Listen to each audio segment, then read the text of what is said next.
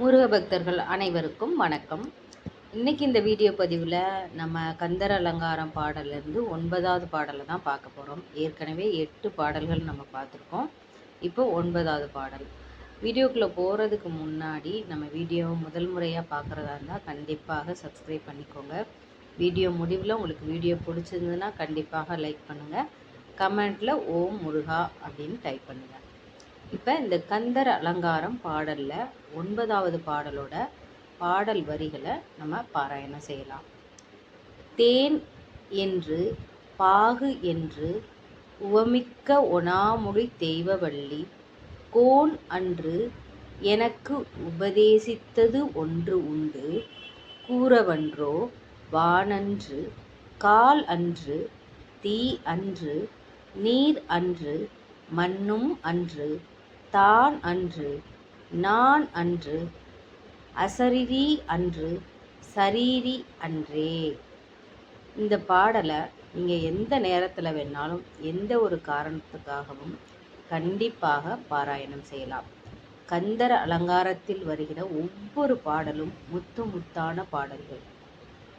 ஏதாவது ஒரு பாடலை நீங்கள் ரீட் பண்ணும்போது உங்களுக்கு மனது எந்த பாடலில் உங்கள் மனது ரொம்ப லயப்படுதோ அந்த பாடலை நீங்கள் கண்டிப்பாக உங்களுக்கு ஃப்ரீயாக இருக்கிற டைமில் நீங்கள் கண்டிப்பாக எந்த ஒரு வேண்டுதலாக இருந்தாலும் முருகனிடம் வேண்டி நீங்கள் 6 முறையோ அல்லது 1 முறையோ அல்லது 11 முறையோ அல்லது 21 முறையோ எத்தனை முறை வேண்டுமானாலும் பாராயணம் செய்யலாம்.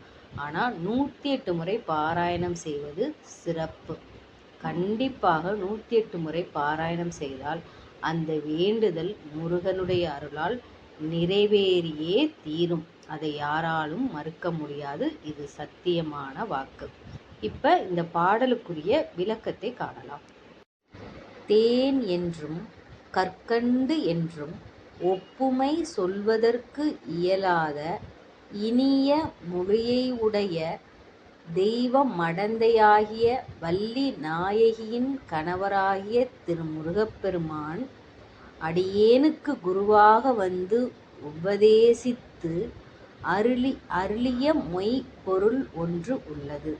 அஃது ஆகாயம் அன்று காற்று அன்று நெருப்பு அன்று தண்ணீர் அன்று மண்ணும் அன்று தான் அன்று நான் அன்று உருவமில்லாதது அன்று உருவத்தை உடையதும் அன்று அஃது ஒன்றும் அற்ற ஒன்று. இந்த பாடலை தினமும் பாராயணம் செய்து முருகன் அருளால் பயனடையுங்கள். கண்டிப்பாக இந்த வீடியோ பிடிச்சிருந்ததுன்னா கமெண்ட்டில் போய் ஓம் முருகா போற்றி அப்படின்னு டைப் பண்ணுங்கள். ஓம் முருகா போற்றி.